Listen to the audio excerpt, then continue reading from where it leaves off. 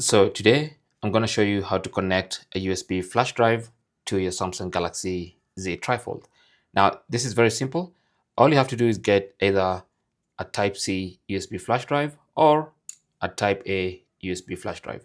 But of course, if you have a Type A USB flash drive, you're going to need an OTG adapter. And you can pick one up at your local store, or if you want to, I can leave some links from Amazon down in the description where you can get some OTG adapters like this. Anyway, so for OTG adapter, simply connect the USB flash drive to the adapter and then the Type-C end of that adapter into the phone. But if you have a Type-C USB flash drive, this particular one is double-sided, has both sides. I'll link it down below in case you're interested. It's actually 256 gigs of storage. Okay. Anyway, so I'm going to go to the Type-C side of this and then plug it in to the Type-C port of my Galaxy Z TriFold. Now, you will see in the notifications that a USB storage device has been added.